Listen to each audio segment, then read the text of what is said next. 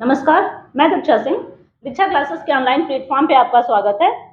तो जैसा कि आपको पता है यूपी भी आने वाला है, रिसेंटली आने वाला है, नोटिस आ ही चुकी है और तो इसी क्रम में हमने सोचा क्लास शुरू की जाए, काफ़ी टाइम हो गया है डंप किए हुए, काफ़ी बीच में काफ़ी स्पेस हो गया है, बहुत सारे दिन ऐसे चले गए हैं जब हमने वीडियो नहीं बनाए हैं। तो इसी क्रम में हमने शुरू किया है, आज जो नया टॉपिक उठाया हमने कल आपसे बताया भी था कि जो हम टॉपिक उठाएँगे वो ऐसा उठाएँगे जो आपका एशियन से लेके प्रेज़ेंट तक को रिप्रेज़ेंट कर रहा हो। मतलब आपका पुराने समय से लेके आज तक को जो इफ़ेक्ट कर रहा हो और जो आज का ज्वलंत मुद्दा हो। तो आजकल बहुत ज़्यादा चर्चा में ये हैं भैया यूसीसी, यूनिफ़ॉर्म सिविल कोड।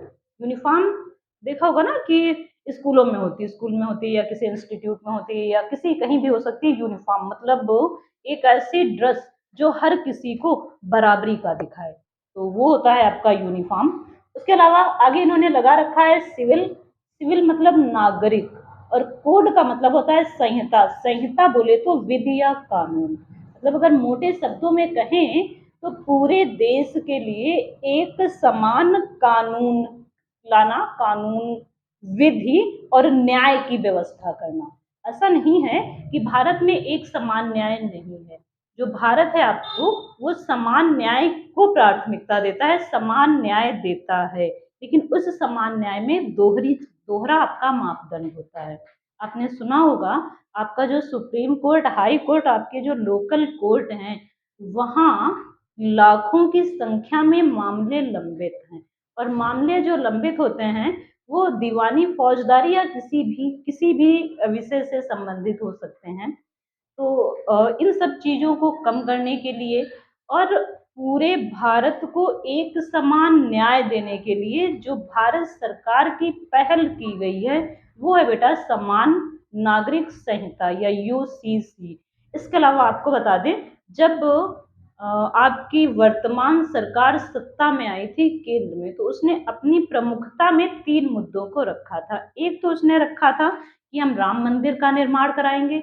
दूसरा उनका मुद्दा था कि हम जो जम्मू कश्मीर है इससे आर्टिकल 370 खत्म कराएँगे और इनका तीसरा जो महत्वपूर्ण मुद्दा था वो था यूसीसी, ठीक है? तो इन्होंने 2 तो अपने मुद्दे खत्म कर लिए लगभग।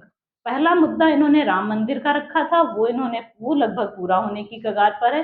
दूसरा मुद्दा था आर्टिकल 370 जिस पर लोगों ने बहुत बहस की कि ये कैसे खत्म हो सकता है। इसलिए क्योंकि जहाँ तक इस मुद्दे की बात थी तो ये बहुत ही विचित्र, आप कह सकते हैं बहुत ही जटिल मुद्दा था। उसके लिए संविधान में संशोधन करना होता लेकिन उन्होंने आपकी जो वर्तमान सरकार है उसने उसी हिस्से को उसी संविधान से रिलेट करते हुए खत्म कर दिया, थोड़ा-सा खत्म किया और थोड़ा-सा बचा है, कुछ अभी उसमें चीज़ें बकाया हैं।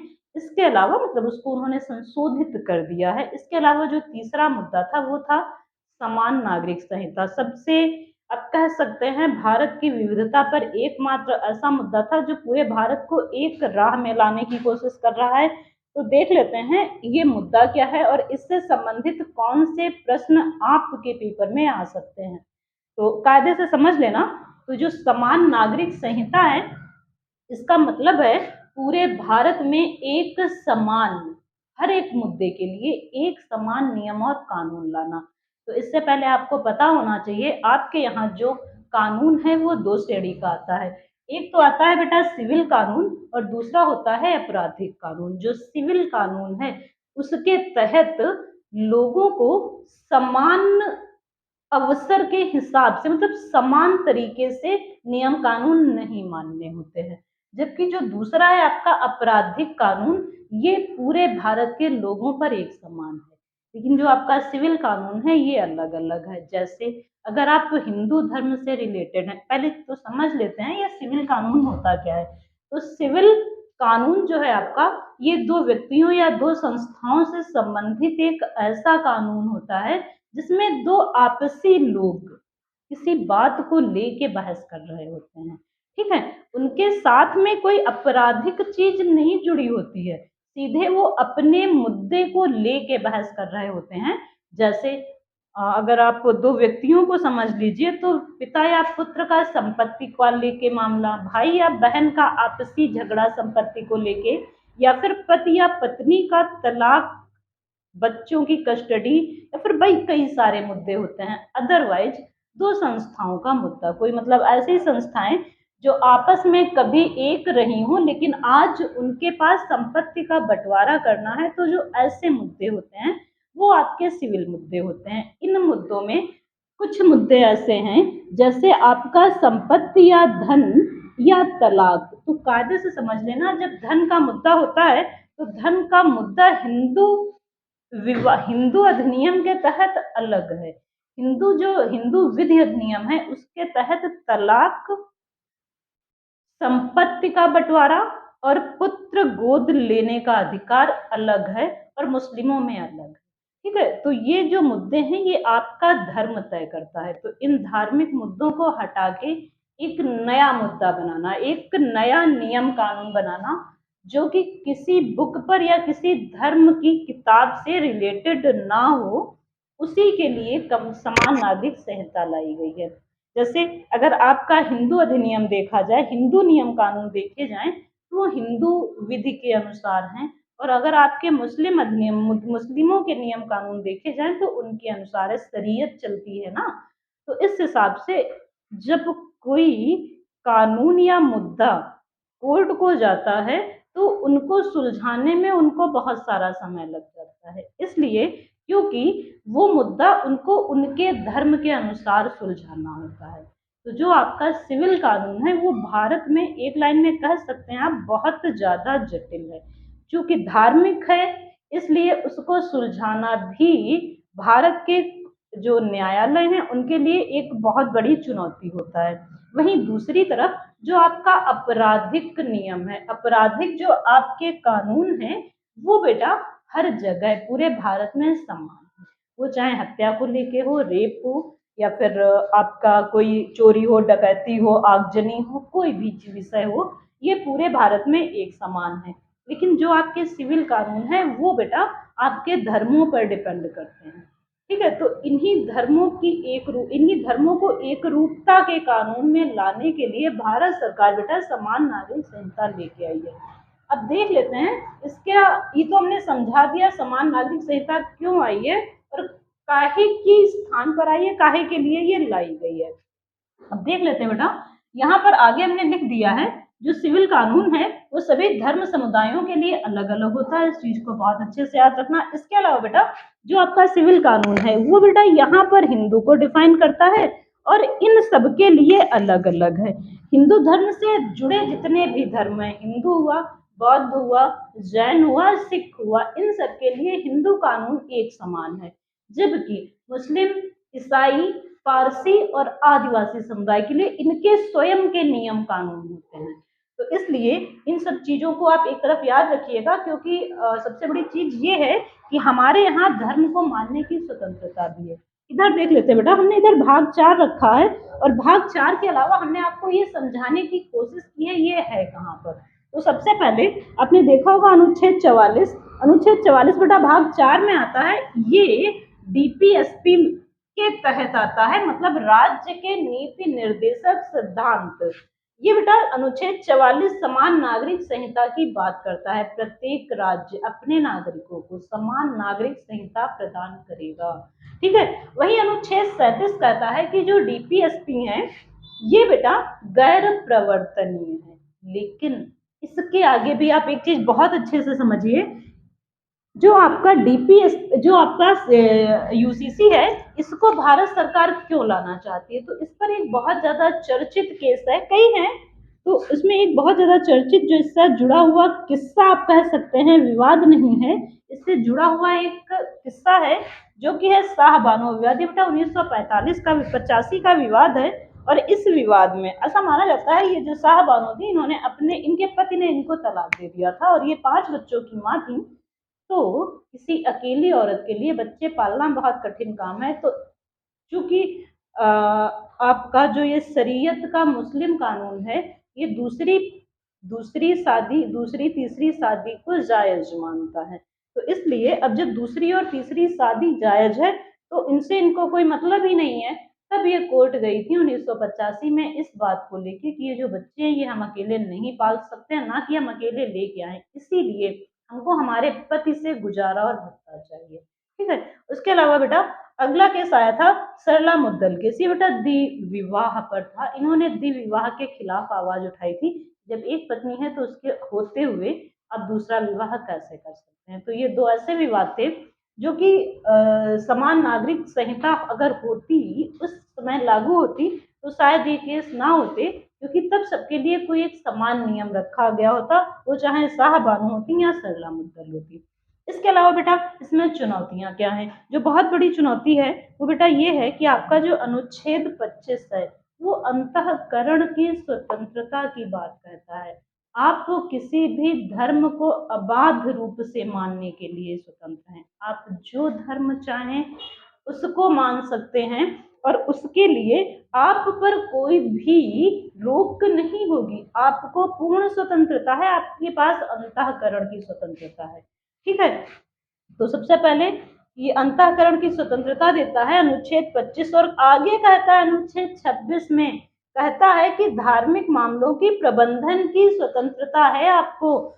तो डीपी जो आपका समान नागरिक संहिता है ये आपको जब एक नियम कानून में बांधेगी तो सीधी सी बात है आपके धार्मिक कानून एक तरफ हो जाएंगे। तो एक तरफ ये आपकी नागरिक संहिता है और दूसरी तरफ आपके धार्मिक मामलों की प्रबंधन की स्वतंत्रता है और अंतःकरण की स्वतंत्रता है। आप धार्मिक मामलों को अपने मन से लागू कर सकते हैं, चला सकते हैं और साथ में जो धार्मिक मामलों का प्रबंधन है इसकी स्वतंत्रता है, आप उनको प्रबंधित कर सकते हैं। इसका मतलब अगर हम यूसीसी लाते हैं तो ये दोनों क्रॉस हो जाएंगे, ये खत्म हो जाएंगे।